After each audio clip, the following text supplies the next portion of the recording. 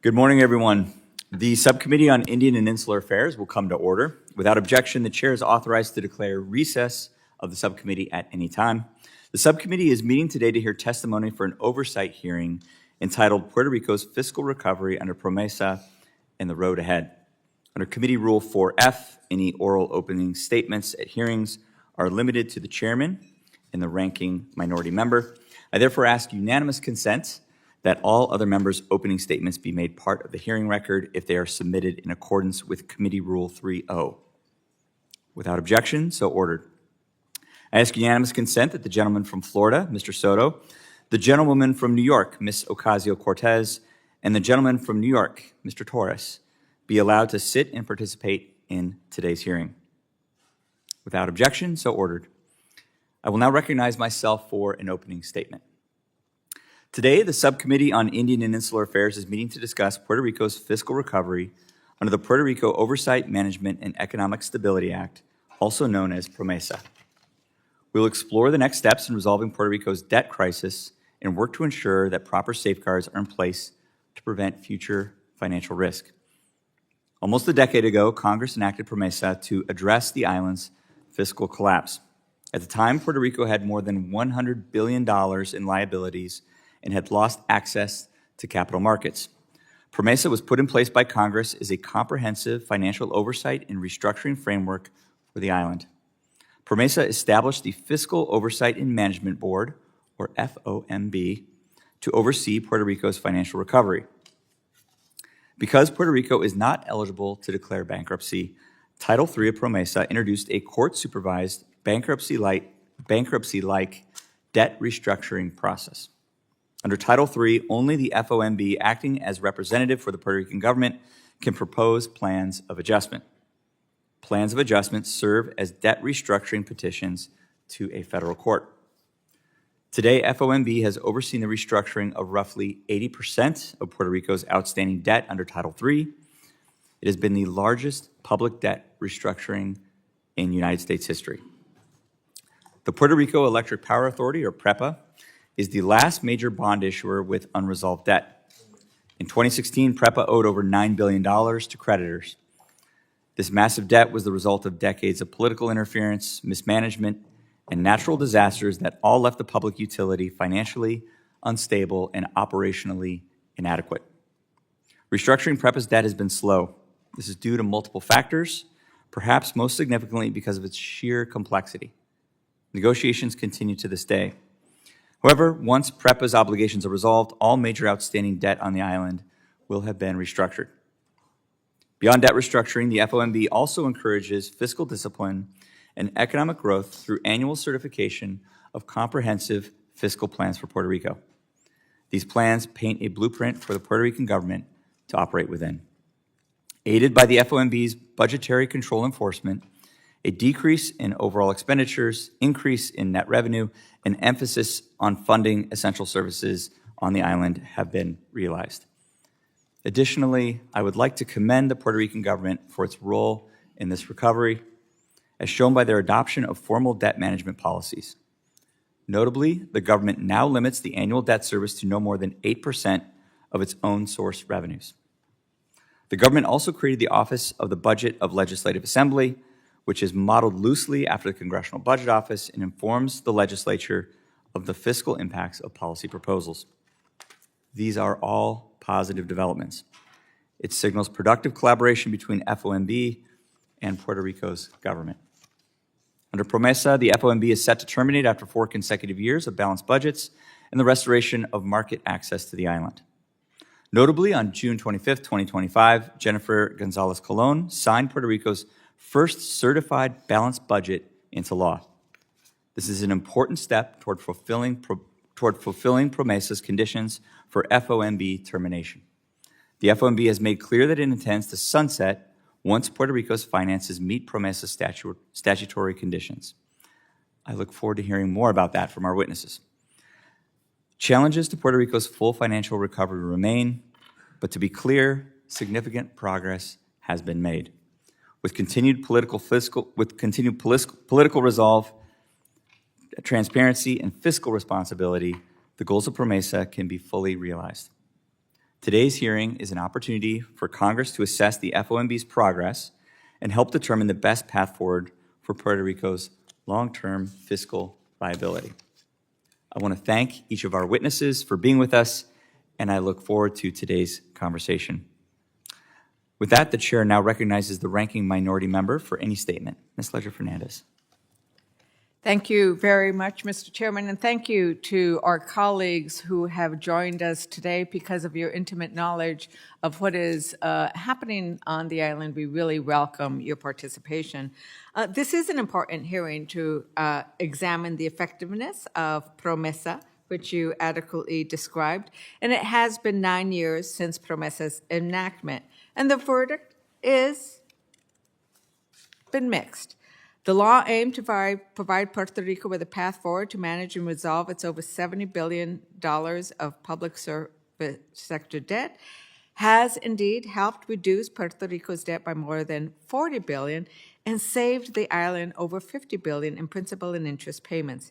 The law also included many compromises that reduced its effectiveness, resulted in unnecessary delays, and increased execution costs. Congressional Democrats, who opposed the imposition of the Oversight Board initially, supported the bill in the end because it provided the only mechanism for Puerto Rico to restructure the over $70 billion of unpayable public bond debt, the largest in U.S. history. But we must recognize that the people of Puerto Rico continue to face economic hardship, with the island's poverty rate at 40%. That's more than triple the national poverty rate. On top of that, Puerto Rican residential electricity rates are over 26 cents higher per kilowatt hour than the national average, 60% higher than the national average. While Puerto Ricans pay these extreme rates, they also experience regular blackouts as the utility's aging infrastructure desperately needs new investment. That's why we need to fight to complete the final debt restructuring under PROMESA for the Puerto Rico Electric Power Authority, or PREPA. At the time of PROMESA's enactment, PREPA had accumulated $9 billion in debt, but its bondholders aggressively opposed the utility filing for bankruptcy. Despite the urgent need to restore PREPA's electric system and stop the blackouts, the utility's bondholders are urging the Oversight Board to prioritize paying them $3.7 billion in cash on top of the $8.5 billion they're claiming they are owed. This would likely require painful payment structures like tapping into Puerto Rican central government funds, raising electric rates on customers who we've already discussed pay some of the highest in the country, or diverting funds for urgent repairs to the energy system. Puerto Ricans deserve affordable electricity and a reliable electric system. They deserve an economy that works for them.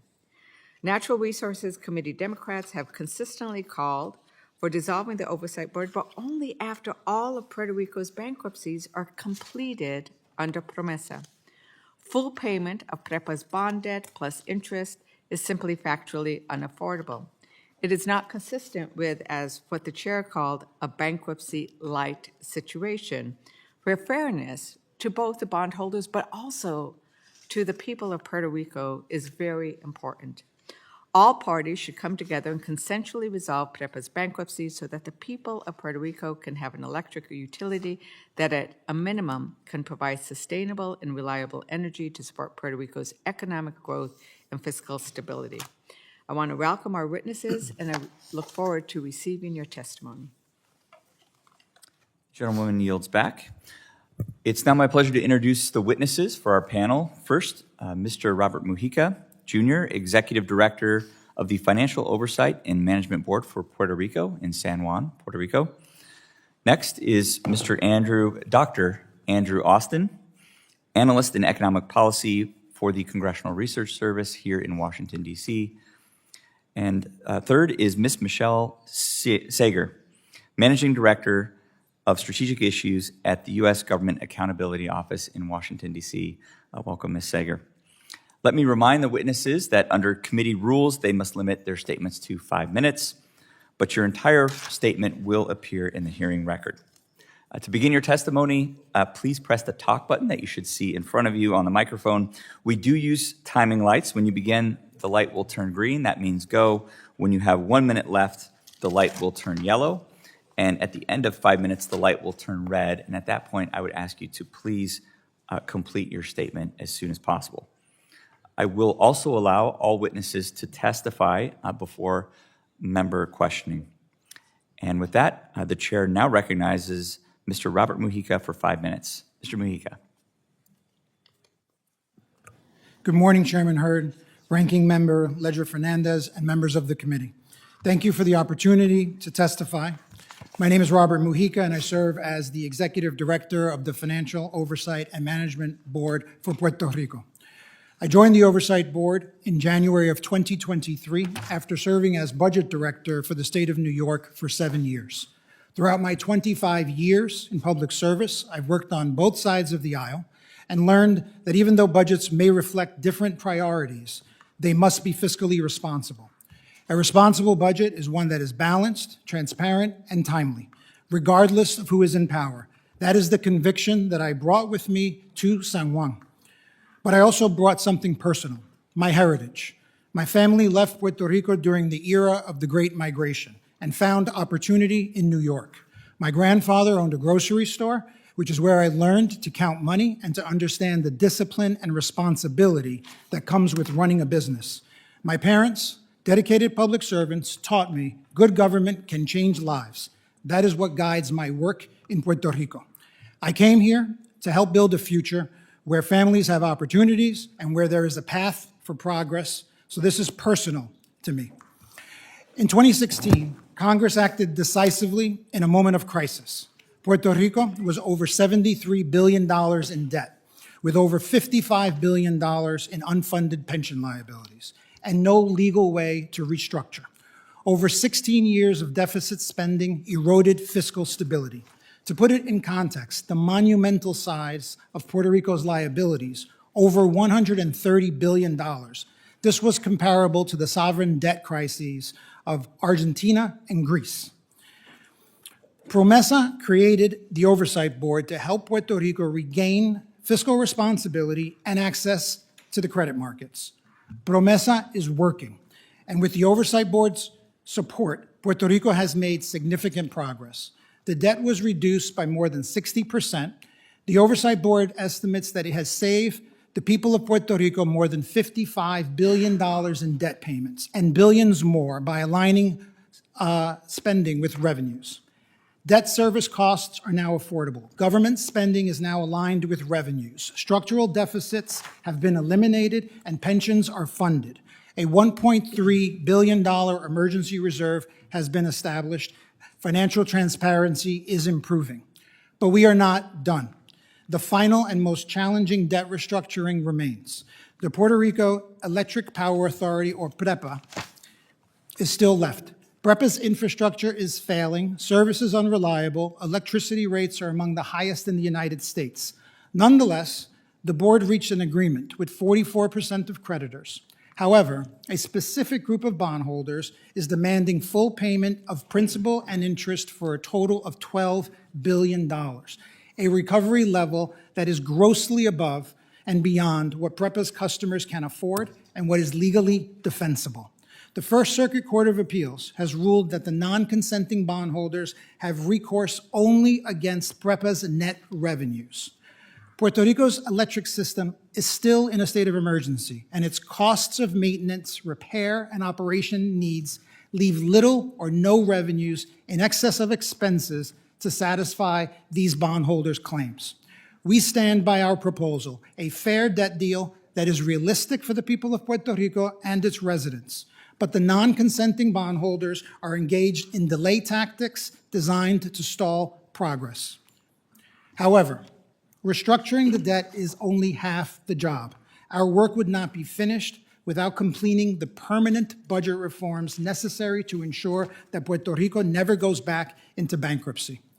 PROMESA requires 4 consecutive years of balanced budgets in accordance with modified accrual standards and restored market access before the Oversight Board can terminate. That means establishing a framework for financial governance that outlasts the board. Multi-year financial planning, improved reporting, responsible borrowing, and stable government financial practices.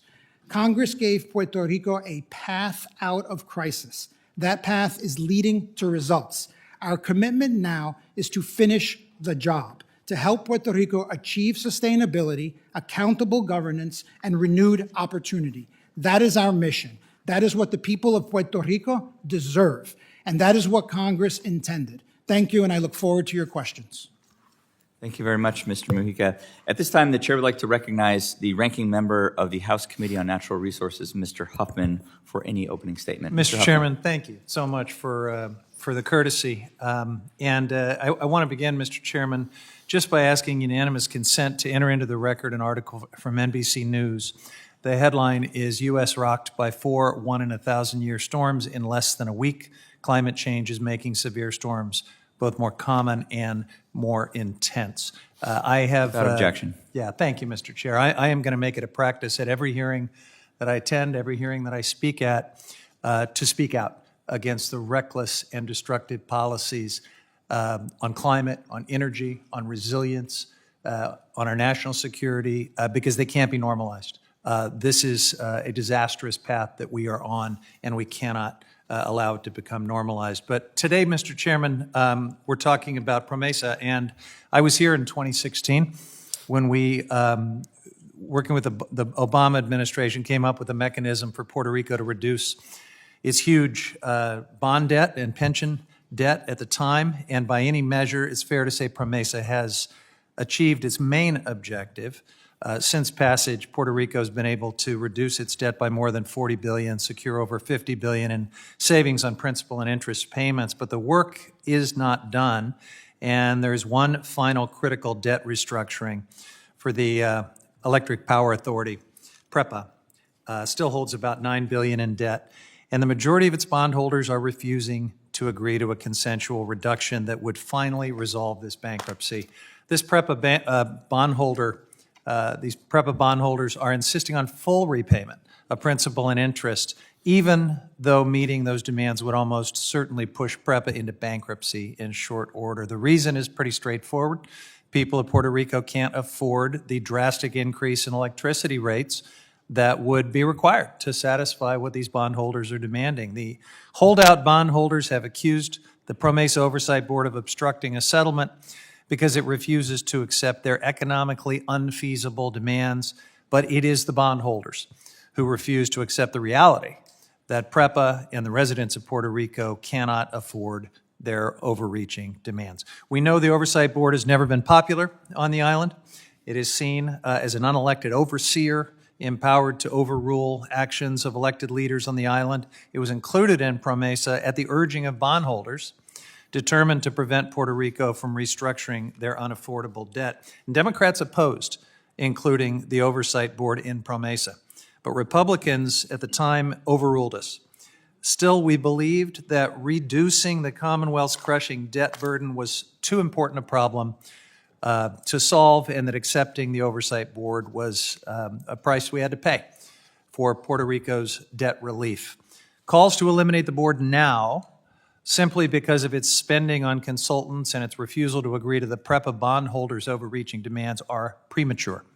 In the last two Congresses, Democrats drafted and sponsored legislation to sunset the PROMESA board, but only after all bankruptcy filings, including PREPA's, are fully resolved. It is time for all parties to come together around a compromise that will ensure PREPA's economic vitality without undermining the overall economy of Puerto Rico. Some bondholders have argued because utility rates in Hawaii and the U.S. Virgin Islands are in the mid to high 40 cents per kilowatt hour, Puerto Rico should bear similar costs. That comparison ignores reality. Puerto Rico's economy is much weaker than those jurisdictions. It has a poverty rate of 43%, more than 3 times the U.S. National rate of 13%. And the people of Puerto Rico are already paying high electric rates, 20 to 25 cents per kilowatt hour. The objective analysis on this makes clear they simply cannot afford more. There was a recent article by the Institute for Energy, Economics, and Financial Analysis highlighting this critical point, saying that the bondholders' short-term thinking overlooks the fact that restoring Puerto Rico's electrical system to fiscal solvency and reliable operation is essential to the long-term credibility for the bondholders on the island. That's exactly right. A sustainable path forward requires a solution that puts the needs of Puerto Rico's people and economy first without sacrificing the future for the sake of immediate returns for bondholders. It also requires acknowledging speculative investors who knowingly bought deep discounted debt. Also, it was after default. They did so with full awareness of the challenges. They cannot pretend to expect full repayment as if a crisis never occurred. The people of Puerto Rico deserve a settlement grounded in economic reality and fairness, and that's what this committee should help them achieve. Thank you, Mr. Chair. I yield back. The gentleman yields. At this time, the chair would like to recognize Dr. Andrew Austin for 5 minutes. Dr. Austin. Good morning. Subcommittee Chair Hurd, Subcommittee Ranking Member Leger Fernandez, Commissioner Hernandez, and members of the subcommittee. My name is Andrew Austin. I'm a PhD economist at the Congressional Research Service and have been working on Puerto Rico's fiscal issues since 2014. Thank you for inviting me today to testify on behalf of CRS. Puerto Rico's economic and fiscal challenges have deep roots. During the 1940s, Puerto Rico formulated an economic development policy based on public corporations and tax incentives to shift its economy from agriculture to manufacturing. That strategy accelerated economic growth and raised living standards. In the early 1970s, that strategy faltered due to the energy crisis and a changing global economy. PREPA, the island's electric power utility, kept rates low to shield customers from elevated energy prices. Lower revenues, management issues, and other factors led to deferred maintenance and minimal capital investment. By 2014, economic and fiscal problems became a crisis. Prices for Puerto Rico's bonds fell sharply, and Puerto Rico lost its ability to borrow, which had helped cover budget shortfalls and support its public corporations. By 2015, then-Governor Padilla declared his government's debt unpayable. In 2016, Congress enacted PROMESA to establish the Financial Oversight and Management Board and granted it broad powers over the island's public sector. One major responsibility of the Oversight Board is to certify fiscal plans and budgets. Puerto Rico's governor and legislature retain substantial control over public priorities and operations. Conflicts, however, have been frequent. Still, budgeting and financial control practices were modernized and spending was reduced, helping to achieve balanced budgets. A second major responsibility is representing Puerto Rico in debt restructurings. PROMESA set out 2 debt adjustment processes. Title VI is a process similar to the strategies used in sovereign debt workouts. Title III is a process that draws on the U.S. Bankruptcy Code. In 2019, debt backed by sales taxes was restructured through Title III. In January 2022, debts of the central government were restructured and pension systems were reformed. According to the Oversight Board, Puerto Rico's debts, which had reached about $73 billion, have been reduced by some $40 billion. Disaster recovery was not a responsibility that the Oversight Board had anticipated. In September 2017, Hurricanes Irma and Maria swept across Puerto Rico, causing catastrophic damage. Pandemic response funding has increased the federal share of Puerto Rico's budget resources. Disbursement of some disaster recovery funds, however, has flowed slowly for several reasons, including rising prices, liquidity constraints, and the use of alternative procedures under Section 428 of the Stafford Act, all of which have complicated contracting and project completion. Restructuring the $10 billion of PREPA's debts is a final major Title III case. In December 2022, the Oversight Board offered creditors a $2.6 billion settlement. A November 2024 First Circuit opinion, however, bolstered creditors' claims. The Title III District Court has been urging parties to continue negotiations. The physical restructuring of the electrical power system is another outstanding issue. Puerto Rico has moved to privatize system components. In 2020, the LUMA Consortium took over the electrical grid. Island-wide blackouts, however, persist. In January 2023, the new Fortress Energy unit Genera began to take over PREPA's power generation. The New York Fed recently raised several concerns and noted some bright spots regarding Puerto Rico's economy and competitiveness. The unemployment rate has fallen since the 2007-2008 Great Recession, although the labor participation rate remains below mainland levels. Gross national product, which had been falling from 2007 until 2021, has grown in the last few years. Other economic forecasters have been cautiously optimistic. Tax incentives remain central to Puerto Rico's economic strategy. Changes in tax laws could affect the island's hold on major employers. Some incentives aimed at attracting high net worth individuals to Puerto Rico may raise issues with federal tax compliance. Puerto Rico's 2026 budget includes some contingencies to address changes in federal Medicaid funding. Medicaid funding matters to Puerto Rico because 40% of the population is below the poverty line. Changes in the recent reconciliation measure could have fiscal effects as well. PROMESA commissioned a report on how the federal government could aid Puerto Rico's economic growth. One suggestion was to strengthen coverage of Puerto Rico in federal statistics and preserving the funding and independence of the Puerto Rico Institute of Statistics. Congress could consider whether revisiting federal restrictions on water transportation could encourage competition and lower costs.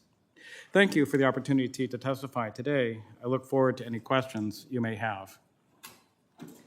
Thank you very much, Dr. Austin, for your testimony. The chair now recognizes Michelle Sager for 5 minutes.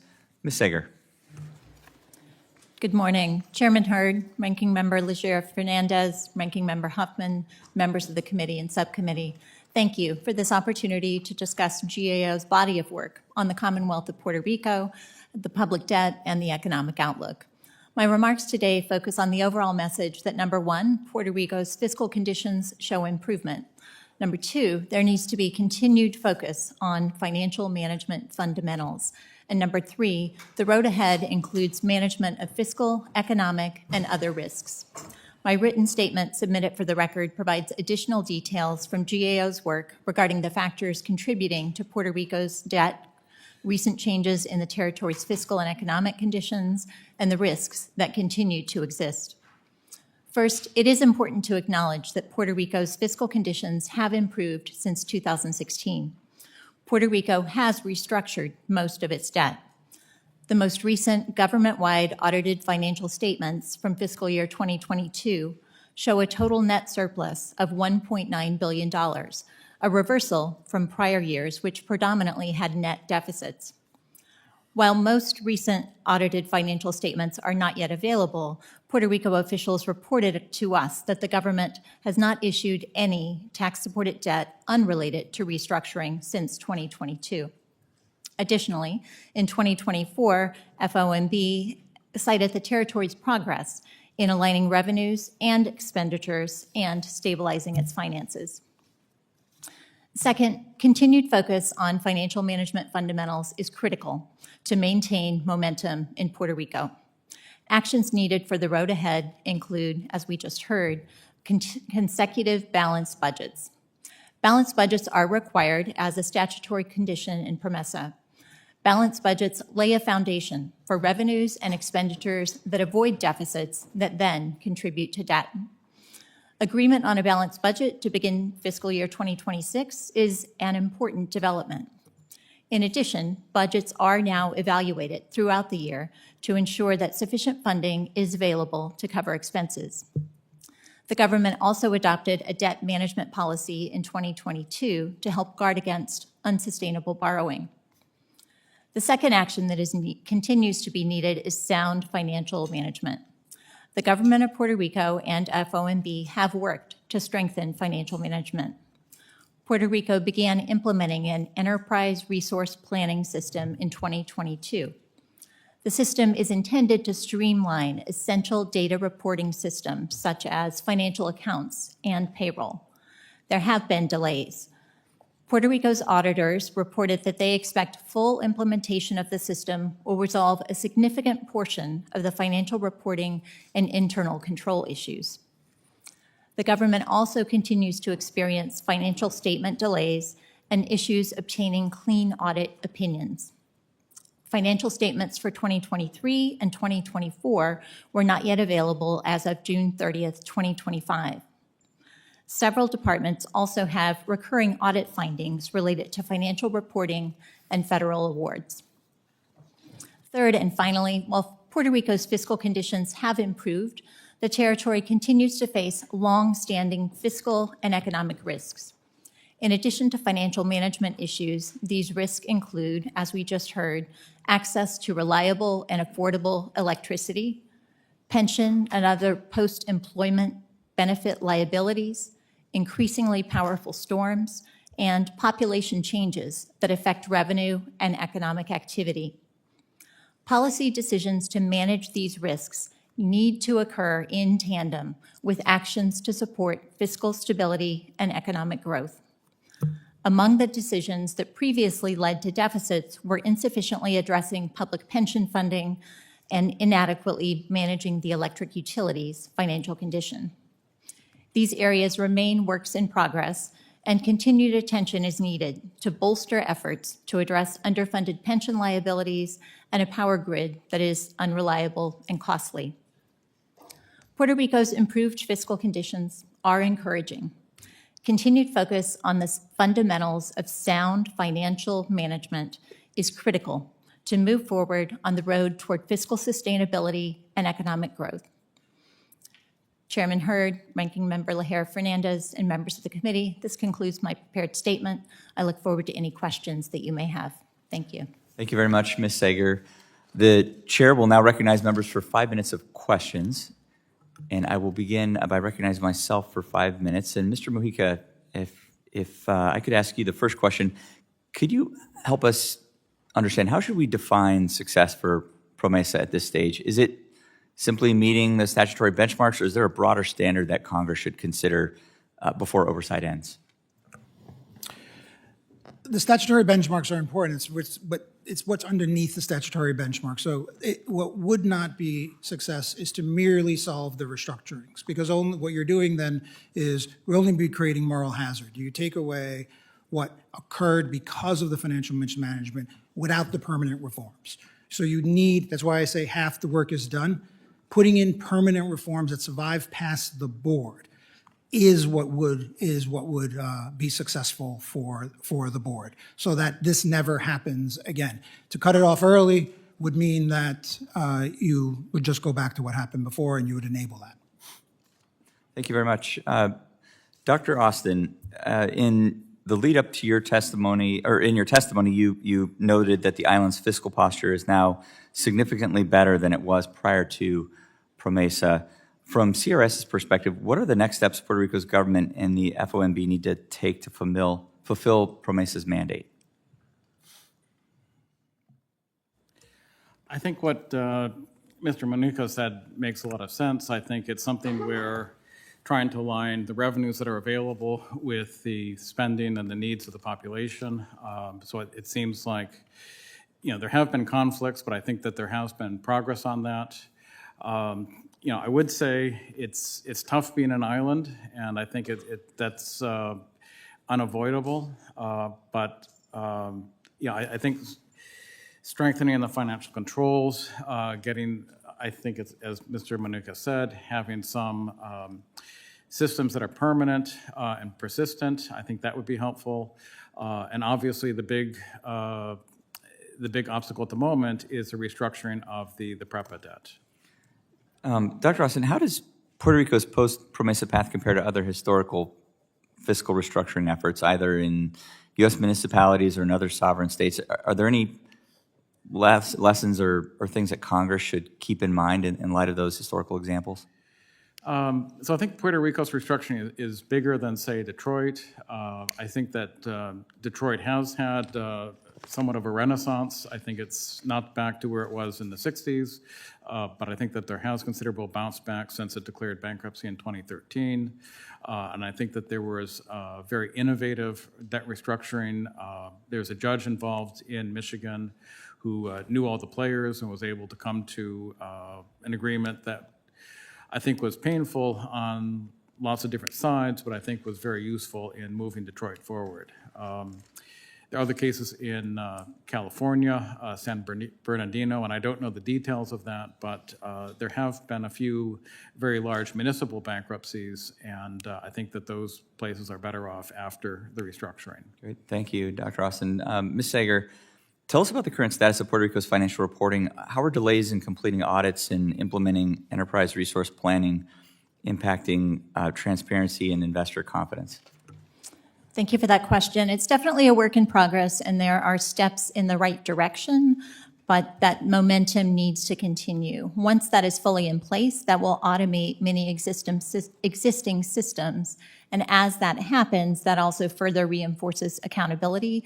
As manual paper-based processes become automated, that further reinforces accountability, and it really gets at the bottom line of being able to follow the money, knowing what expenditures are going out, what revenues are coming in, and not just at the beginning and end of the fiscal year, but at each stage along the way, such that you can make adjustments as needed depending on conditions that may shift, including federal funding, which Puerto Rico, it's not fortunate that Puerto Rico has experienced recent disasters, but that has meant they have been able to benefit from an infusion of federal funds. Great, thank you.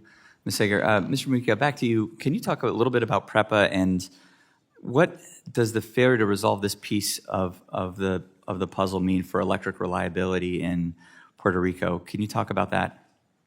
Yeah. The board thinks it's extraordinarily important to resolve the PREPA bankruptcy because eventually PREPA will be able to get back into the capital markets, and you have contractors that may not want to contract with a party that's still in bankruptcy. So it is important to get out of bankruptcy, but not at any cost. And that is the concern of the board, because you can't get out right now. We have agreements with 44% of the bondholders, but the non-consenting bondholders are preventing us from exiting the bankruptcy. The board has taken an extraordinary step by saying, we will identify $2.6 billion for the creditors. That's how much we think is affordable. But to stay in, it does prevent making progress. And we are working very hard to get out of the bankruptcy. But again, it cannot be at any cost. Thank you, Mr. Mujica. My time has expired. At this time, I would like to recognize the gentlewoman from New York, Ms. Velasquez, for 5 minutes. Ms. Velasquez. Thank you, Mr. Chairman. Dr. Austin, do you recognize that almost 8 years after the hurricanes, Puerto Rico's grid remains fragile with chronic outages driven by a weak infrastructure and vegetation problems? Well, I'd also add that there were the earthquakes in 2022. So the earthquakes affected the power generation plants on the southwest coast. And I think with the hurricanes, when I've talked to my colleagues who are experts in the technical matters, my impression is that the reconstruction of the grid after the hurricanes was more of a patching up rather than a full reconstruction. And so I think that the system is still very delicate, and I think that there are just inherent difficulties because the south side is more protected, and that's where the power generation is. The power demand is more on the north side. Thank you. Would you agree that bondholders led by Golden Tree are counting on repayment from a system that is barely functional? Yes or no? I think it's not functioning very well. It's expensive. There are lots of blackouts. There's deep unhappiness about PREPA. Thank you. Let me show you what that actually looks like. This is the system and the customers they want to exploit. You see, this is the business model of vulture funds. Once again, they took advantage of a distressed government to buy cheap debt, and now they demand the maximum payment. This isn't longer the story of PREPA's bankruptcy. It is the story of Golden Tree versus the people of Puerto Rico. Thank you, Dr. Austin. Mr. Mujica, Golden Tree owns $1.3 billion in PREPA bonds. To recover their investment, how much do they think PREPA should pay all bondholders? What they have told the regulator, who is currently reviewing the rates in Puerto Rico, is that they would like the rates to be set high enough to be able to pay $12 billion, which includes $8.5 billion plus pre and post petition interest. And they say they can get it from PREPA's net revenues, but they are zero, correct? We believe there are zero revenues once you maintain the system. So what they're actually advocating is for rates to go up in order to pay back the debt. So that means that the only way to create revenue and pay bondholders would be to raise energy rates for over 50 years. Isn't that correct? That's correct.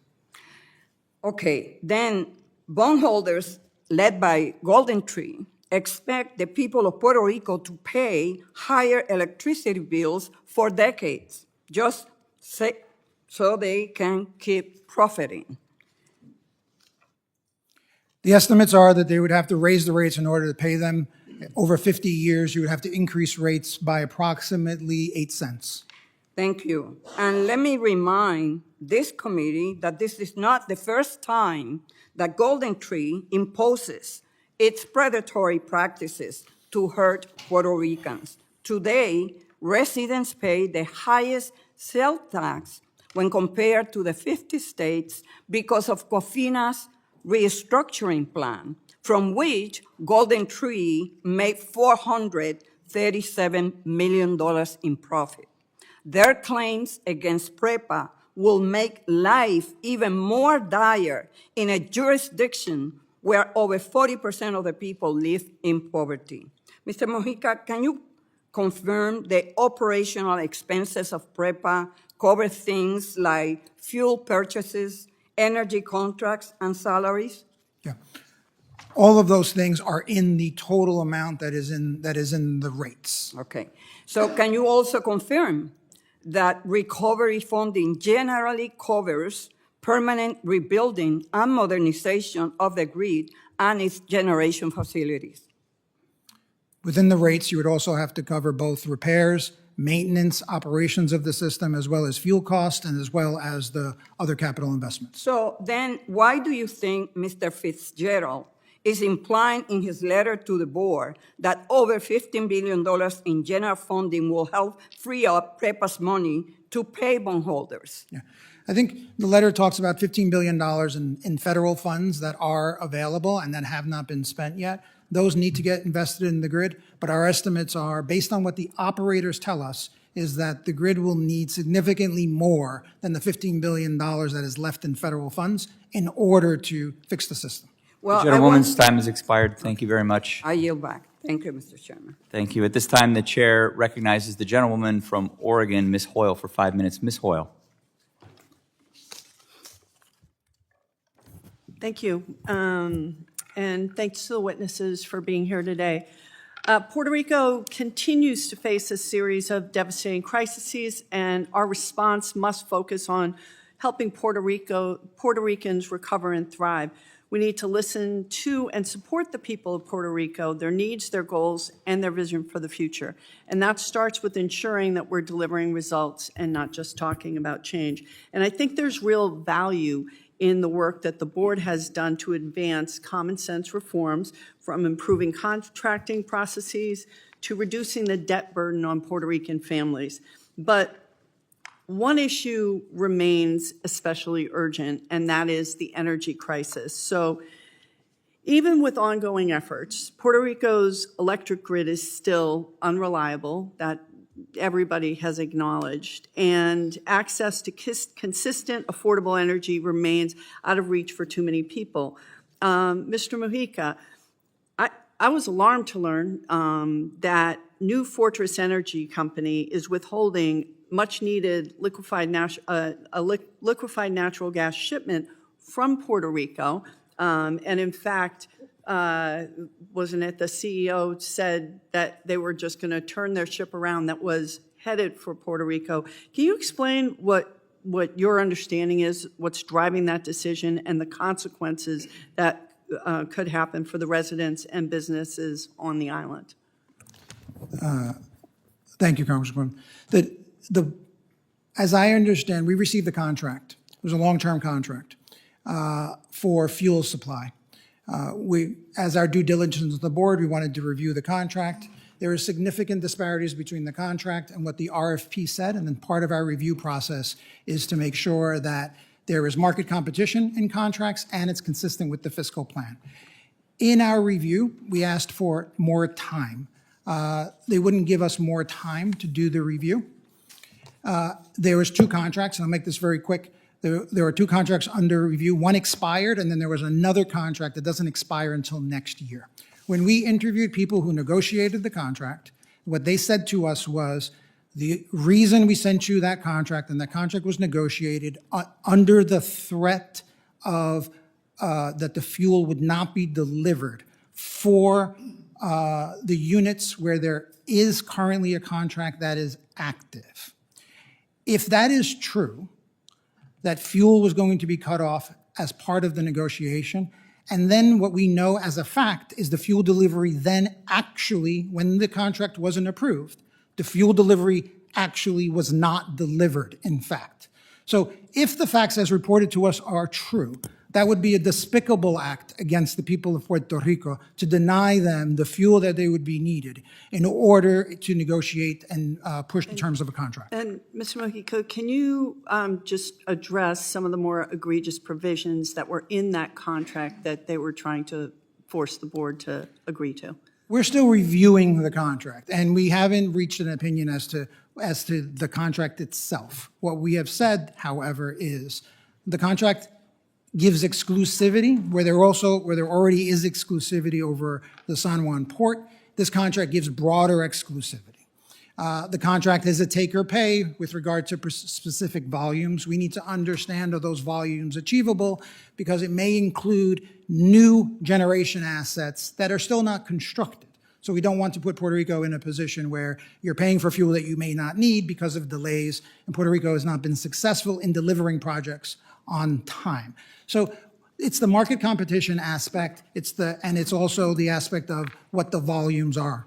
And then going back, follow-up question, going back to what Ms. Velasquez was talking about, Golden Tree is refusing to negotiate on the debt that's owed or interest or anything else. Do they have any interest, any skin in the game for the people of Puerto Rico or how Puerto Ricans benefit at all whatsoever, or they're just people that buy debt for pennies on the dollar? Yeah.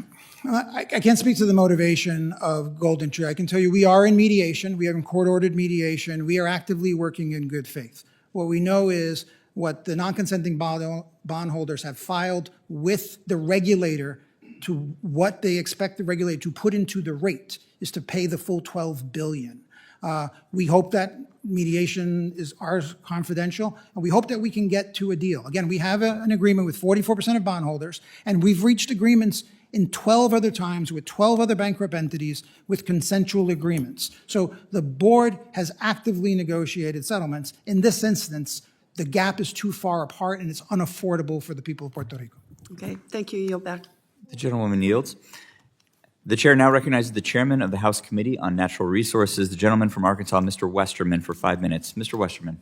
Thank you, Chairman Hurd, and thank you to the witnesses for being here today. You know, I was already here in Congress when we passed PROMESA, and it seems like it's been a long time. I know there's been some progress made, but we've still got a lot of progress to make. And Mr. Mojica, the biggest unresolved amount of debt that is left to restructure is more than the $9 billion from PREPA. As recently as March of this year, the fifth plan of adjustment was submitted, but is already facing resistance. Now, just pointedly, does FOMB think that the current strategy with PREPA's restructuring will realistically result in the restructuring and resolution of the debt? Yes, I think it can get resolved one way or the other. It'll either get resolved through a court order, or it'll get resolved by us reaching an agreement with the parties. So we are pursuing and trying to do that as soon as possible. But yes, it will be resolved. So how do you intend to ensure that it is truly implemented? Is that through the court or? we're in mediation right now, and we're trying in mediation. We're we've had mediation sessions. We're talking to the parties. We're trying to explain to them what's going on with the system. But I think it's really important to know the system is deteriorating faster than it can be repaired right now. In the last year, Puerto Rico has experienced 3 island-wide outages that really weren't related to storms. They're related to a system that is failing. And that's the concern. And the monies that are collected through the rates first need to go into the system to make sure the system is operable. And then we need to make the payments to the debtors. We don't believe there's net revenues there. And again, we hope that we can get more creditors to agree with us. Right now, we're at 44% of creditors who have agreed with us. And you don't think this 5th plan of adjustment is just a reshuffling of PREPA's financial liabilities, but it actually includes some operational reform? Yes, we have reformed the system. We've privatized the system. We have private operators. We think they have the right incentives. They have struggled, and we need to hold them accountable. But it's more than just eliminating the debt. And I think that's part of the concern. We want to make sure that there are permanent reforms in place, not just taking away their debt and then going back to practices. That's why it's important to stay with the course with regard to the private operators operating the system. I understand some of the legacy generating systems are up and operating now, which is helping out to some extent, but with the amount of money that's been sent to Puerto Rico for their energy generation and grid, it seems like we've got some challenges ahead. I know that Governor Jennifer Gonzalez Colon, who used to sit on this committee, recently signed the first board certified balanced budget. What steps is a Financial Oversight Management Board taking to support the governor's efforts to meet PROMESA's requirements and eventually wind down the board's operational responsibility? Chairman, we were working very closely with the governor, and I think, for the first time, the board issued a joint press release with the government announcing a budget that was submitted that was balanced, and then we've passed it. It still needs to be seen whether it is balanced at the end of the year, but unless something dramatic happens, right, that's the path that we are on. We are working with the governor on many other reforms. For the first time, you'll see she's issued executive orders where she talks about working with the board as we move forward. We're also working with her on the energy crisis. It is clear, there have been recent events that have been very dramatic, and we are working with her on that. And I think it's important to understand the generation assets in Puerto Rico are over 50 years old. They really need to be almost entirely replaced. And that's the reality of the system. And the FEMA dollars, the federal dollars, will repair some of the system, but it is the result of 40 years of lack of investment and neglect. Right, and getting the LNG import terminals going strong and the gas turbines and all the other systems, which is, really, I don't really want to get into all the details of that, but we know that PROMESA requires 4 balanced budgets, and how does the FOMB view the fulfillment of those criteria, and how are you working to make sure that these criteria are met? So the statute actually says the board shall not exit before there are four consecutive balanced budgets under modified accrual. The modified accrual standard is very important. And it's not just a checklist for the government to just wait us out, don't do the governmental reforms, and just see if the board can do balanced budgets. We need the government to actually do balanced budgets. That means the governor submitting a balanced budget, that means the legislature passing a balanced budget, and that means staying within balance for the entire year. That being said, this year we've made progress, and we want to make progress over the next 4 years to achieve that. The statute also refers to market access under reasonable rates in order to fund Puerto Rico's capital needs. That means you need a capital plan to know what your needs are. Puerto Rico doesn't do long-term financial planning. They don't have an accounting system that works. They don't have capital planning. So we are working with them to do these things. The governor has shown a commitment to do those things. We need to hold them accountable and make sure that we make progress, because it would not be a good result to just tick off the time and then say, well, we're done and the board is gone, then all you would have done is eliminated the debt, which resulted in a lot of people losing a lot of wealth and not doing what's necessary so that the bankruptcy in Puerto Rico never happens again. And Mr. Chairman, thank you for letting the witness finish his statement. And I would have asked Mr. Austin to chime in about the factors contributing to the prolonged delay, but I'm obviously out of time. Hopefully he'll cover that at some point, and I will yield back. The gentleman's time has expired. At this time, the chair recognizes the resident commissioner from the Commonwealth of Puerto Rico, Mr. Hernandez, for 5 minutes. Mr. Hernandez. Thank you, Mr. Chairman. This hearing feels like a celebration of PROMESA, and I would like my colleagues not to lose sight of the fact that PROMESA is a tragedy. It is a tragedy for Puerto Rico, it is a tragedy for the United States, and for the values that this nation is supposed to stand for. For a quarter of my life, my vote and Puerto Rico's self-government has been shackled by PROMESA, has been shackled by La Junta. We have an oversight board, a body of unelected officials, overriding decisions of Puerto Rico's elected leaders. I think most Puerto Ricans have two concerns when it comes to La Junta. Number one, that its decisions regarding Puerto Rico's bankruptcy don't increase the cost of living. And as it relates to the PREPA's litigation, I think my colleagues have done a great job of summarizing those concerns. The second concern is the board's longevity. So this longevity is a failure of public policy with many culprits. Congress is responsible for not exercising sufficient oversight. Puerto Rican politicians across all parties, including my own, are responsible for chronic fiscal irresponsibility. And the board, well, the board has imposed austerity, raised the cost of living, dragged out PREPA's bankruptcy, and it has enriched consultants who have no incentive for the board to cease its functions.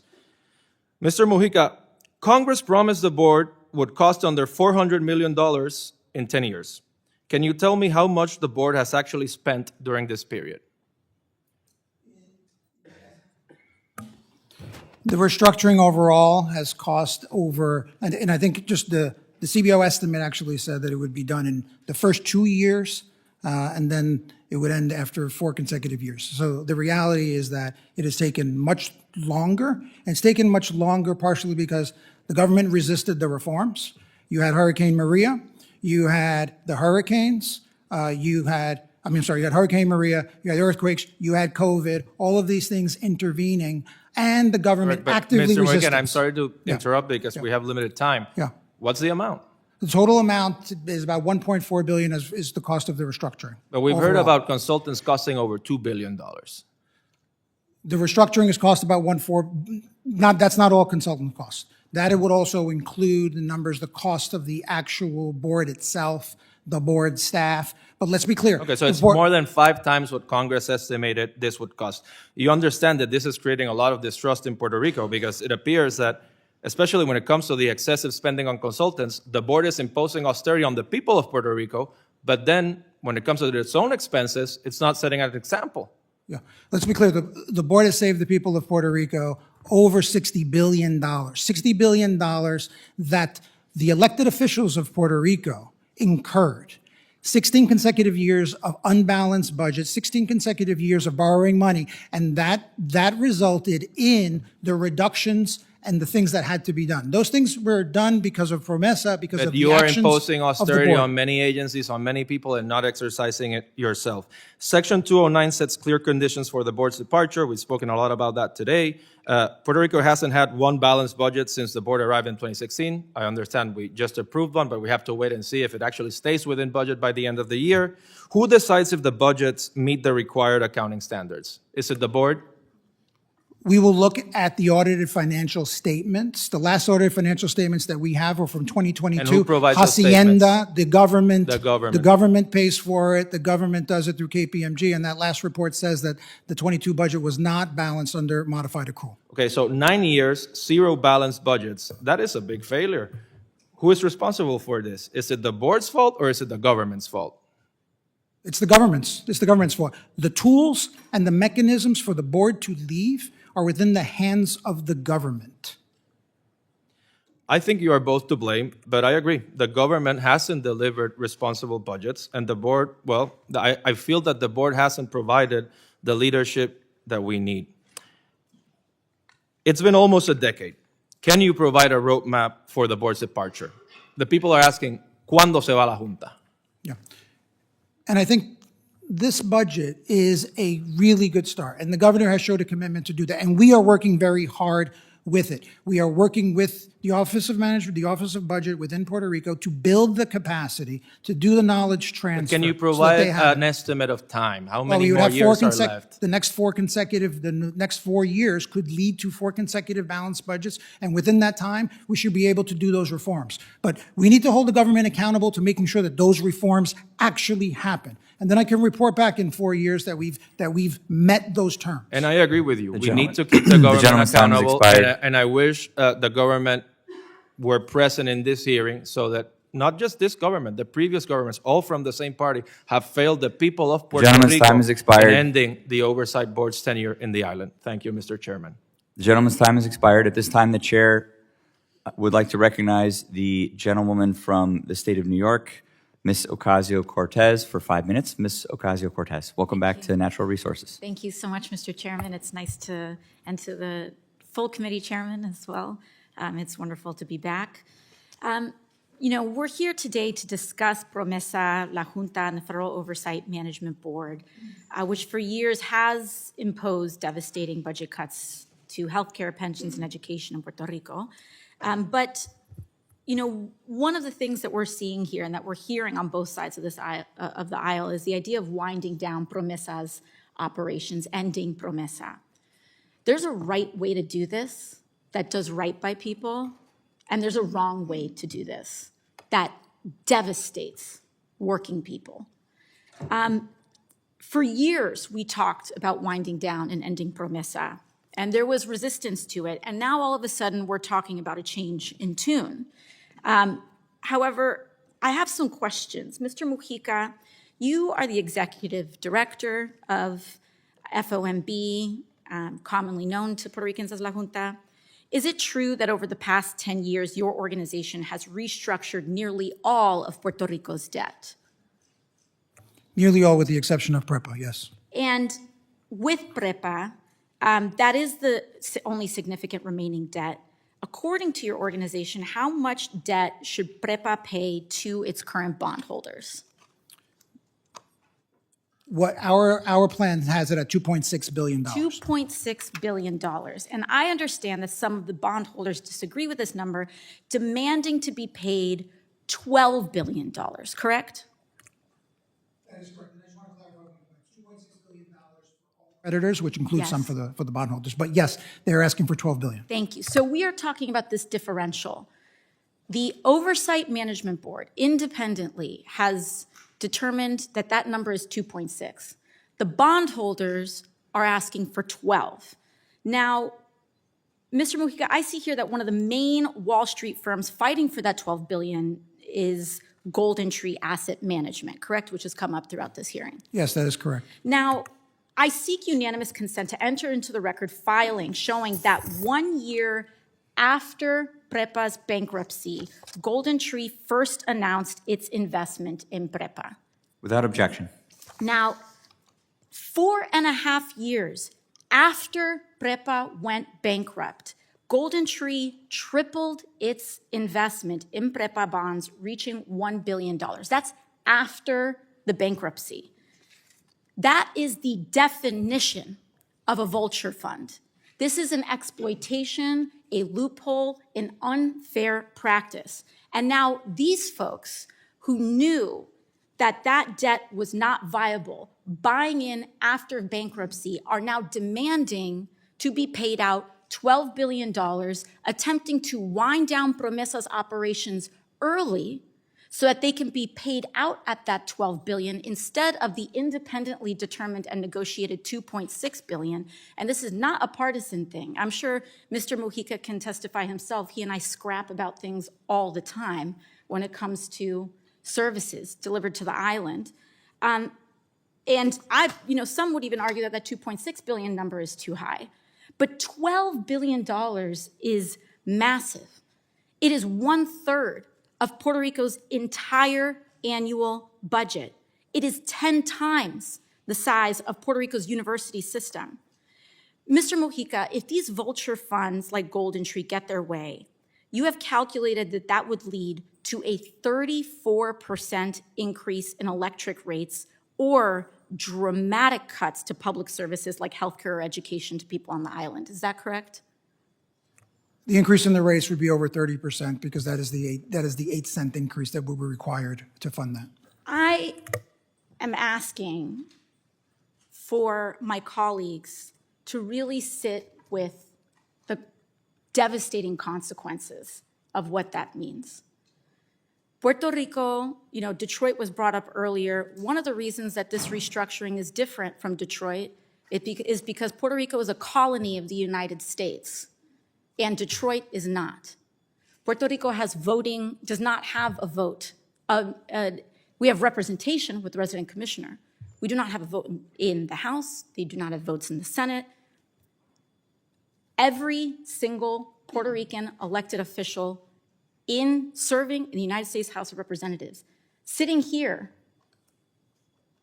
right now, is telling you that this is going to decimate people. Kids are not able to go to the doctor as it is. People are hardly able to pay their electrical bills, which are already some of the highest in the country. They aren't able to keep their medicines refrigerated. Winding down PROMESA's operations early and de facto bringing that to, it would be the governor then who would have the power to decide how much these vulture funds receive. Is that correct, Mr. Mojica? The gentlewoman's time has expired. At this time, the chair would like to recognize the gentleman from New York, Mr. Torres, for 5 minutes. Mr. Torres. I just gave you a new title there, Congressman. That's the kindest thing anyone has ever said about me. I appreciate that. Thank you. And I want to associate myself entirely with the comments from both of my colleagues from New York. It seems to me there's a concerted campaign to prematurely abolish the Financial Oversight Management Board in order to set the stage for a backroom deal that sells out the people of Puerto Rico to the interest of the most predatory bondholders. The board may, and I'm a critic of the board, but the board may be the one institution that's protecting the people of Puerto Rico from a highway robbery of the island's electric grid. And so I have two messages for my congressional colleagues. First, Congress should not prematurely abolish the board until a fair debt restructuring is complete.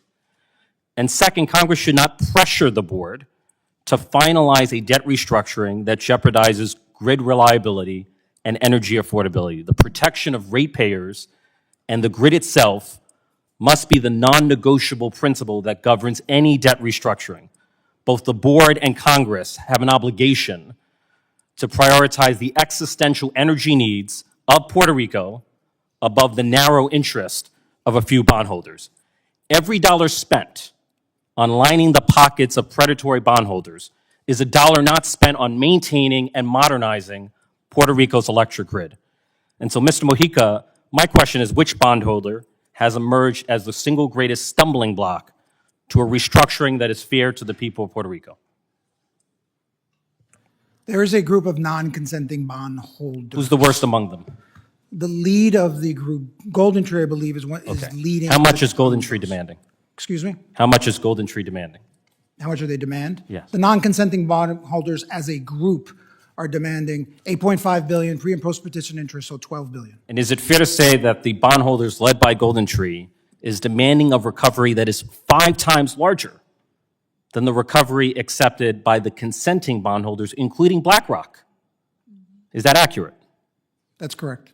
Now, Puerto Rico's grid is failing catastrophically. It needs every dollar it can possibly get. There are no net revenues. The notion of robbing a failing grid of desperately needed dollars in order to placate essentially one implacable bondholder would represent the most profound betrayal of the people of Puerto Rico that one could imagine. And if Puerto Rico were a state, it would be the lowest income state in the country. And so the tragic story of Puerto Rico is one in which the lowest income ratepayers are paying among the highest electricity bills for the worst performing electric grid in the continent, resulting in a perfect storm of energy poverty. The ratepayers of Puerto Rico pay 26 cents per kilowatt hour compared to a national average of 17, which is to say Puerto Rico pays 53% more than the rest of the country for an electric grid that is failing them catastrophically. And so a $12 billion recovery would be golden for Golden Tree, but it would not be so golden for the people of Puerto Rico. And if the board or the government of Puerto Rico were to give in to the extortionate demands of Golden Tree, how much more would the people of Puerto Rico pay in electricity rates? They would pay an additional 8 cents to fund the $12 billion.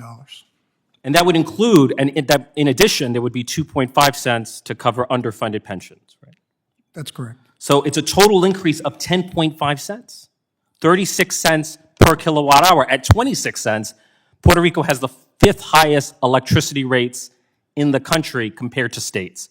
But at 36 cents, it would have the highest electricity rates in the country, second only to Hawaii. Is that accurate? Yes.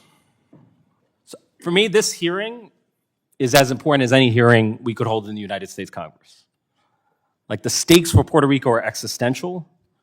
What is at stake is nothing less than the survival of the island itself. There may be nothing more foundational to an economy or a society than affordable and reliable electricity.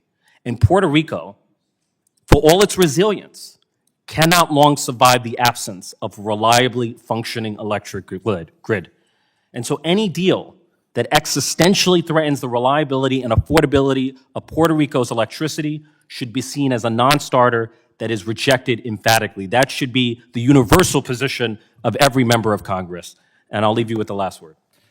Thank you, Congressman. And I just want to point out, the board is not in a position, we don't pick winners and losers. We are blind to who is holding the debt. We are looking at what is in the best interest of the people of Puerto Rico.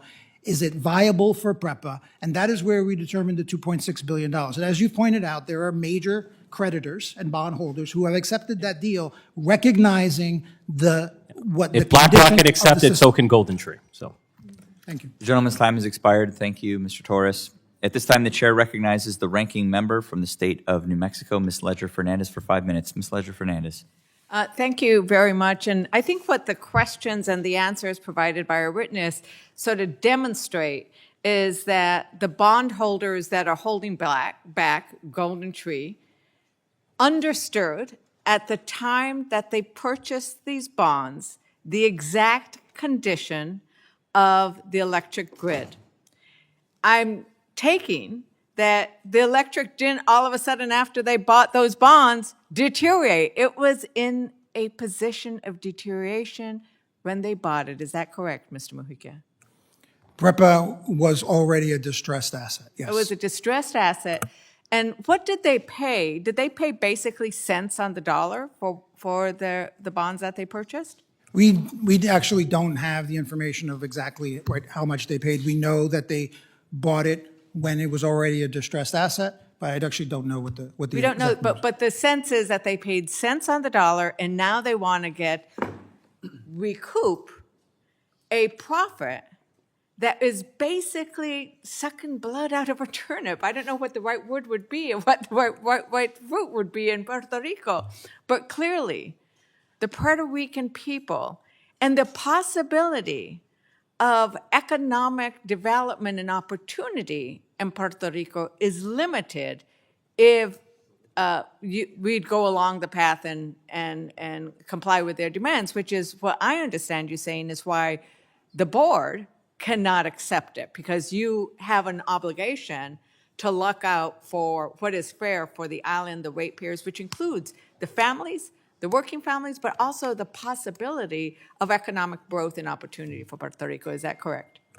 Yeah, that is correct. Look, the rates impact economic development. They impact families, but they also impact the future of Puerto Rico and bringing new businesses on the island. They want reliability and they want affordability. The rates are already high. And as the Congressman pointed out, is also some of the least reliable service. So we need to make sure that there is a road for PREPA to recover and build itself back to have reliable service that serves people within a framework that the rates are not so high that they're unaffordable, and people will flee the system. If the rates are so high, businesses won't want to locate there, and people will leave and go to solar and go to other things that are going to be cheaper, and that'll create a spiral in the system. And that is what we're trying to prevent against. And there is going to be a need for resiliency and the need to build in resiliency, and we do not want to limit the PREPA's ability to actually build it in. So there is actually diversity in the system. And I think that that's the thing, is when you when you create these conditions that do not allow PREPA to respond to the conditions, to respond to new technologies, to respond to the need to improve, you are, in essence, sort of hamstringing Puerto Rico's future. Is that correct? Yeah, the more of the rate that you fix permanently for things that are not to improve the system, the more you limit the ability to invest in reliability and invest in the things that are going to improve the system. And I'm going to yield a minute of my time to Representative Velasquez, who wanted to follow up on a question. And then I'll yield the remaining half minute to, I only have half a minute after that, and I was requested by our resident commissioner. Ms. Sager, based on your report, is it true that a stalled restructuring like PREPA's can limit the ability of a territory to respond to emergencies like the storm that hit Puerto Rico every year? To the extent that the stalled restructuring limits the effectiveness of the utility and its ability to move forward and build in the resiliency that we were just talking about, then yes. Then we can both agree that the bondholders' stubbornness to settle is also contributing to Puerto Rico being less resilient in the face of future disasters and emergencies. That wasn't part of our, it's a logical inference that we can make out of the current situation. You also found that the island's population decreased by 12% from 2010 to 2020, impacting Puerto Rico's capacity of repayment. Would this problem worsen if energy costs increase?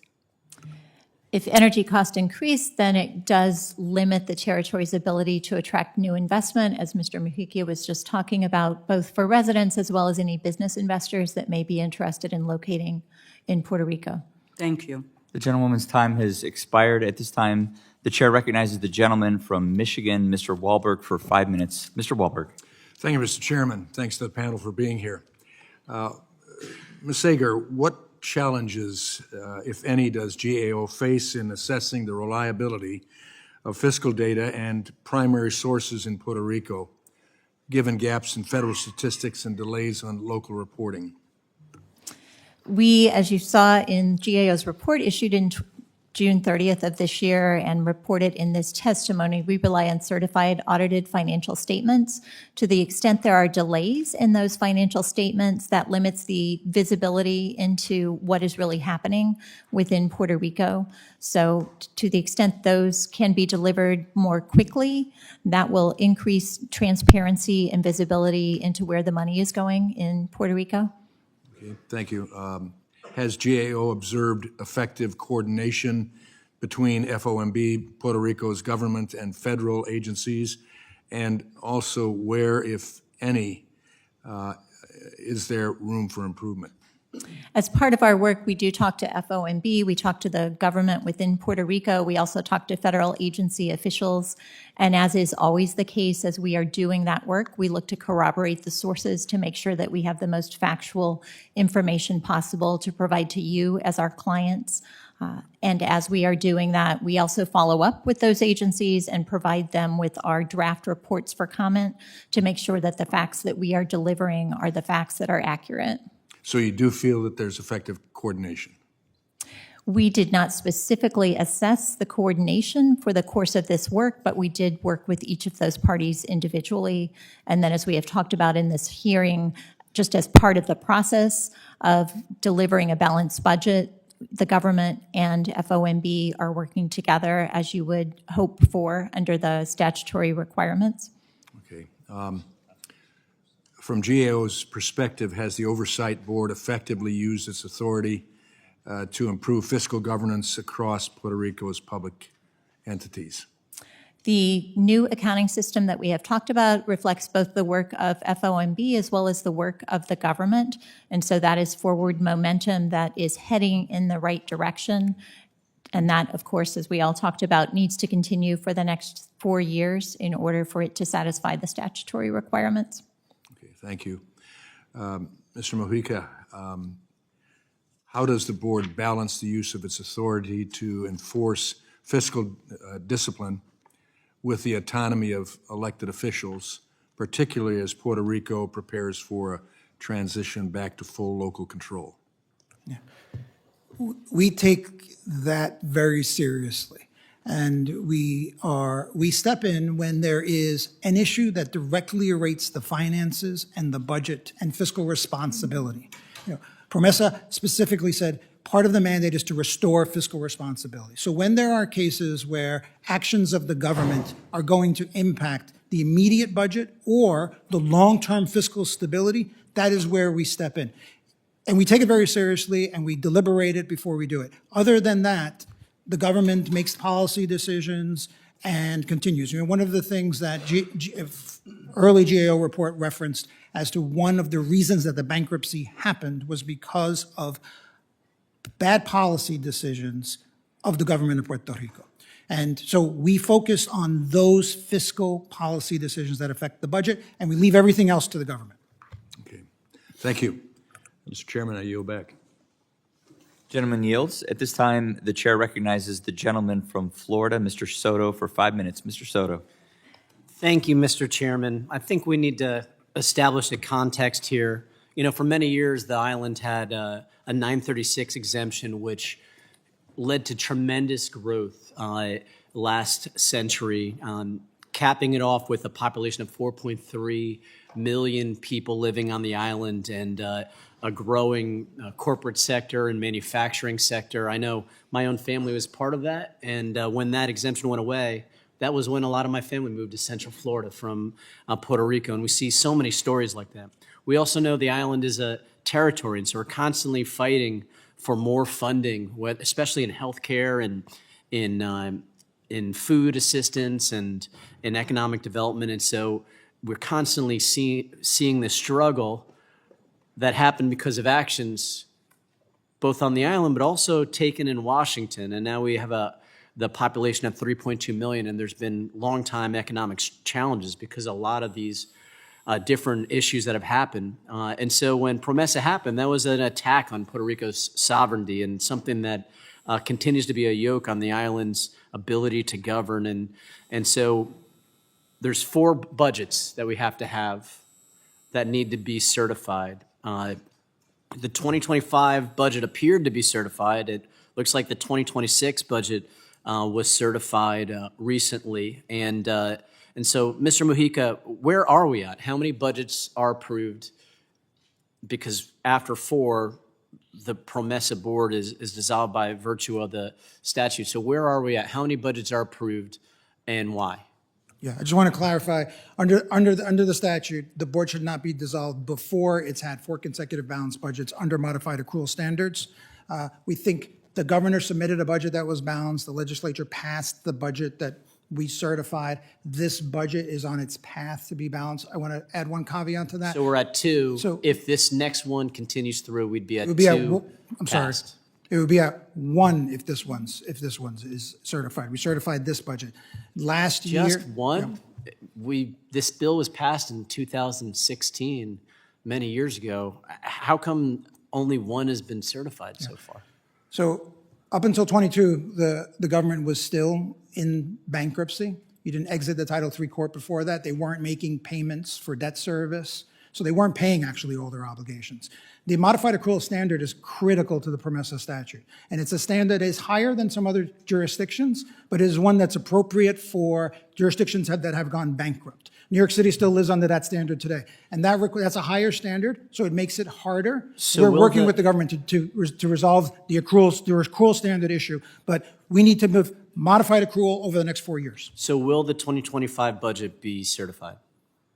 The 2025 budget? I realize 2026 looks like it's going to be certified. Will will the 2025 budget be certified? No, I think the 26 budget would be the first one. Wow. Okay, thank you. Then we saw the one big ugly law just pass. It takes a hatchet to Medicaid and SNAP. How does the Medicaid program, which we fought for parity for, and NAP get affected by this new law?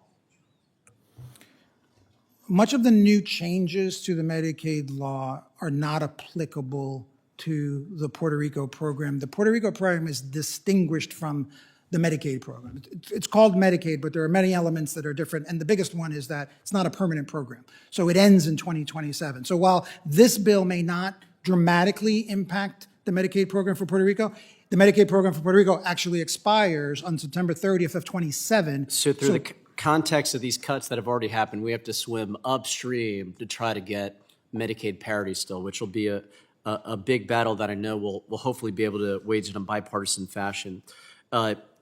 Mr. Austin, what can Congress do to improve jobs and economic activity in Puerto Rico?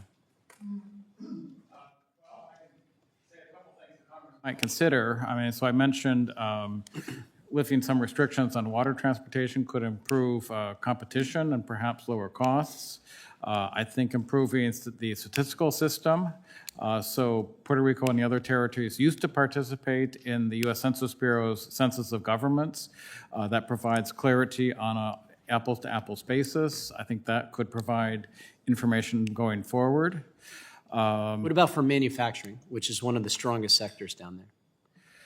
Well, that depends a lot on the tax incentives, and I think, well, so let's say first, all around most of the world, that manufacturing employment has been going down, and that's been true in the U.S., and Puerto Rico had a larger sector of manufacturing, but that's also been declining over time, and so that's a very tough thing about how do you improve that. I mean, so one thing would be workforce development. That would be one thing I'd mention. Thanks, so my time's expired. Gentleman's time has expired. At this time, the chair recognizes the gentleman from Utah, Mr. Kennedy, for 5 minutes. Mr. Kennedy. Thank you, Mr. Chair, and I'm congratulatory of Puerto Rico and its ability to balance its budget as of last month. That's an impressive achievement that I wish the United States Congress would actually join you in. And so my congratulations, and myself and my colleagues are focused on trying to do the same thing. Mr. Chair, I yield the remainder of my time to you for further questions. Thank you very much. Mr. Kennedy yields to me. Mr. Mujica, a few weeks ago, Governor Jennifer Gonzalez-Colon signed Puerto Rico's first balanced budget certified by the Financial Oversight Board since its creation under PROMESA 9 years ago. As the board alluded to in both its certification and its media release, this was a responsible budget jointly developed between the governor and her administration, the Legislative Assembly, and the board that prioritizes essential services for our fellow Americans in Puerto Rico. Can you briefly discuss the Oversight Board's working relationship with Governor Gonzalez-Colon and her administration, including the processing of and collaboration that led to the signing of Puerto Rico's first certified balanced budget? Yes, Mr. Chairman, I just want to clarify the point. The certification was that the governor submitted a balanced budget to the legislature. That budget was substantially also then certified by the board as balanced as passed. In order to make the determination if it's balanced, we'd have to wait to the end of the fiscal year to make sure that it stays in balance. Understood. So, with that stipulation, we are collaborating very well with the governor.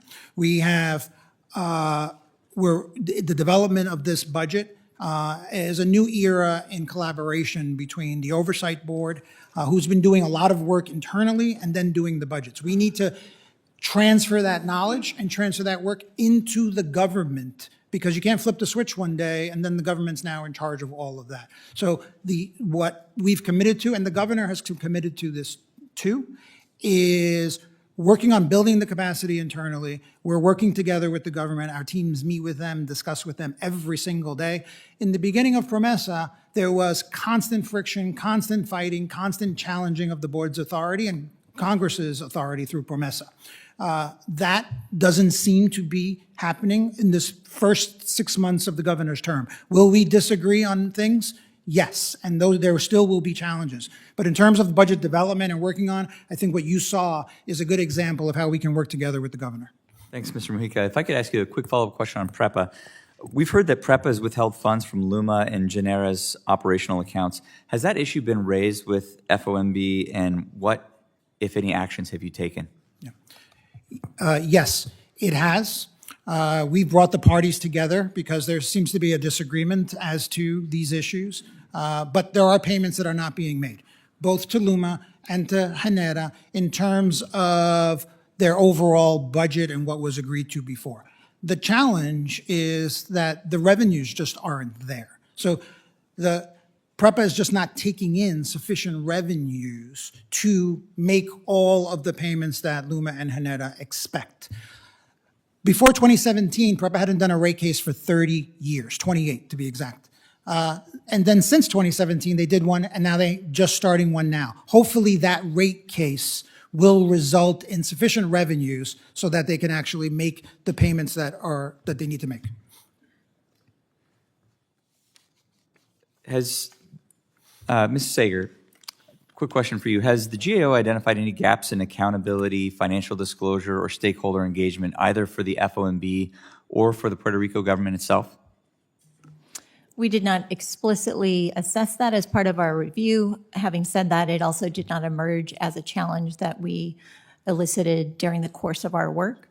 I would reiterate what we just heard, that the collaboration appears to demonstrate a culture change, which is what will be essential to the stability of that moving forward and institutionalizing the nature of transparency, accountability, and visibility into where the money is going. Understood. Thank you. Can you talk for a minute about OPAL, the Budget Office of the Legislative Assembly? Can you talk about the upsides and downsides of how it operates? We can. We talked about that in our most recent report and highlighted that in the testimony. So it essentially serves as a guardrail, roughly similar to what we know in the federal level as CBO. However, one of the constraints with it is that as it issues its work, it is not always heeded by the legislature. And so going forward, I think it's going to be important for that relationship to continue to evolve so that it does, in fact, serve as the guardrail that it is intended to do so. Great. Your timing was perfect. The time that had been yielded me is now expired, so the gentleman's time has expired. And at this time, I would like to recognize the representative from the state of Washington, Ms. Randall, for 5 minutes. Ms. Randall. Thank you so much, Mr. Chair, and thank you to our witnesses here to testify. This is a new policy area for me, and I've been very interested in learning about the challenges in both fighting corruption, but also supporting the liberty and sovereignty of the Puerto Rican people. But would like to yield the balance of my time to the resident commissioner from Puerto Rico to complete some questions he has. Thank you, my dear colleague, Randall. Mr. Mojica, let's talk about things that Congress can do to help Puerto Rico's financial stability. Would it be good for Puerto Rico for Congress to approve a new tax incentive for manufacturing to bring back manufacturing to the island? I can say, and I think you mentioned this in an earlier part, the loss of 936 contributed significantly to the economic decline that has happened since then over 20 years. There's been some blips in between, but you can see a clear path that the economic decline is tied to that incentive, and that incentive also brought tremendous economic growth. So, I'd leave it up to Congress as what to decide, but I can tell you that that incentive and the loss of that incentive severely impacted the economy of Puerto Rico and led to some of the actions that led to the bankruptcy. And for the benefit of my colleagues, there is bipartisan legislation for a new tax incentive that would focus on supply chain resiliency by giving incentives for companies that relocate from foreign countries to Puerto Rico, and this would help the country as a whole. And brief history lesson, 936 was a great incentive for Puerto Rico, was a great incentive for the United States, and the reason it was eliminated was because the resident commissioner at the time believed it was incompatible with statehood for Puerto Rico because the requirements of the uniformity clause. So it's important that we don't let status politics meddle with Puerto Rico's economic development, and I'm sure that that's something where we can find common ground. Would it be useful or positive for Puerto Rico to get equal treatment in federal programs like Medicaid, Medicare, and SNAP?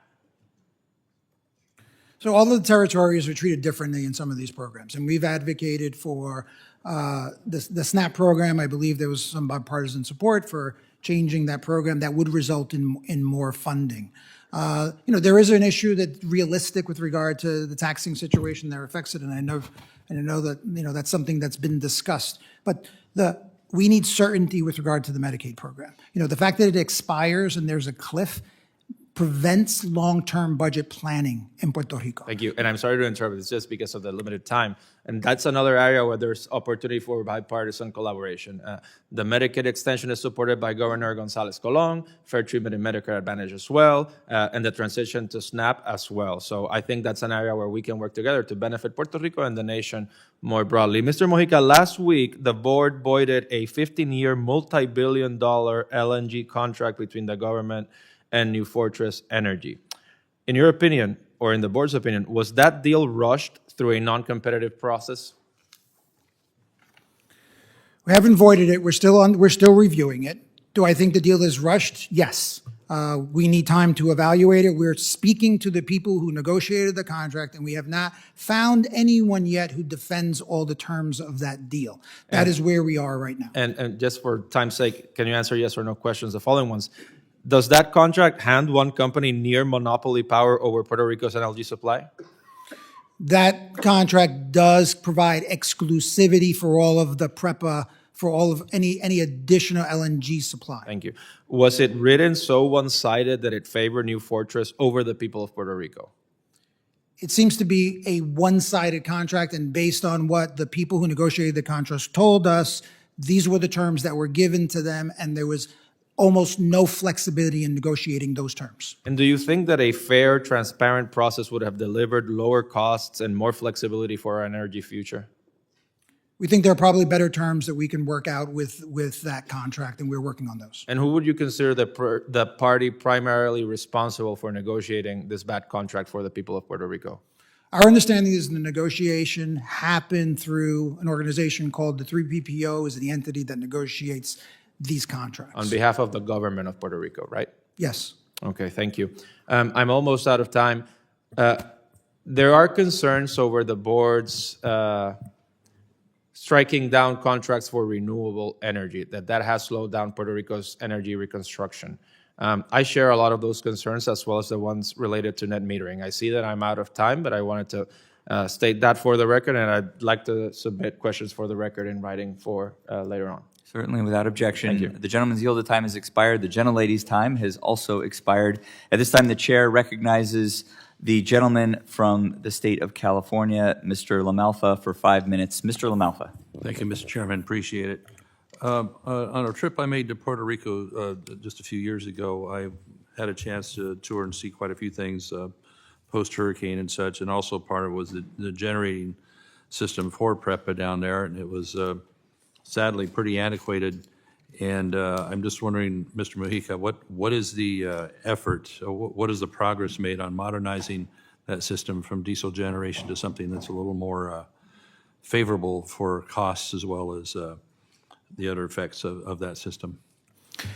Since the governor took office, she has enacted a new law. The legislature in Puerto Rico enacted a new law which moved from intermediate renewable goals to allow for faster generation and conversions in many of these facilities. We are, as contracts come to us, we'll be approving contracts. Puerto Rico needs new generation. I think, as you point out, that facility, as well as many others, are over 50 years old. They don't exist anywhere in the country.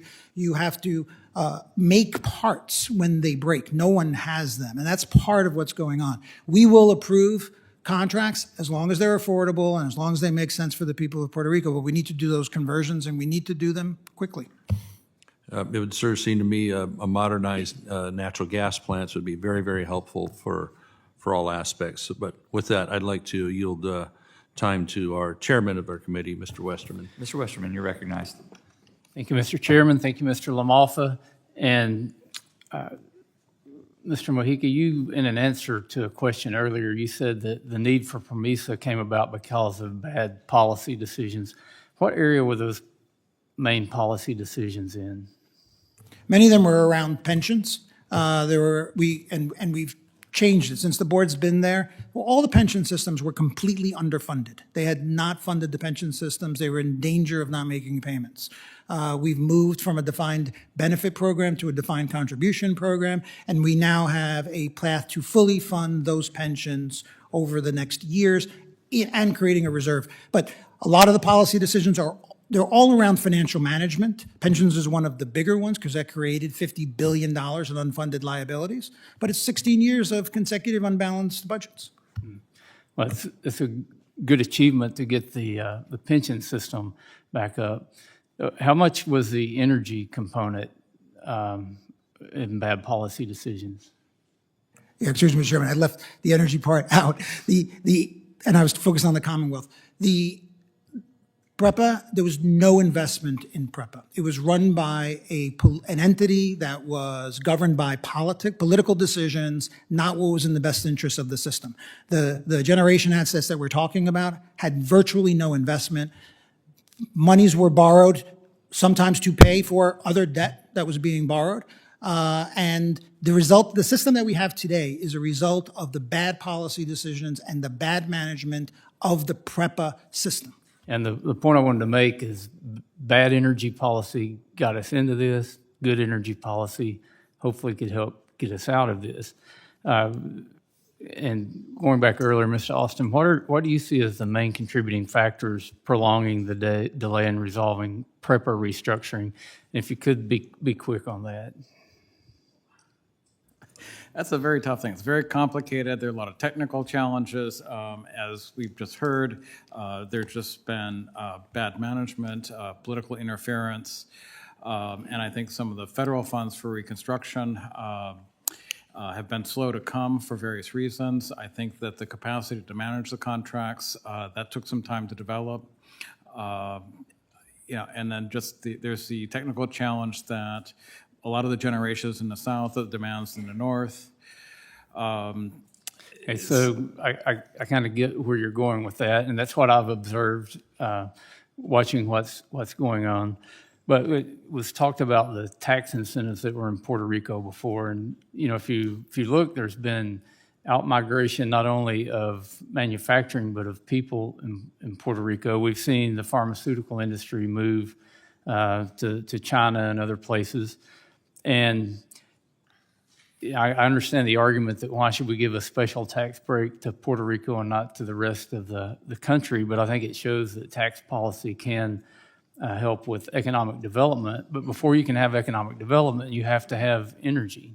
Nobody's going to build any kind of facility somewhere where they don't have reliable energy. So I think it's important that we get the energy issues resolved as quickly as possible so we can start working on the next phases.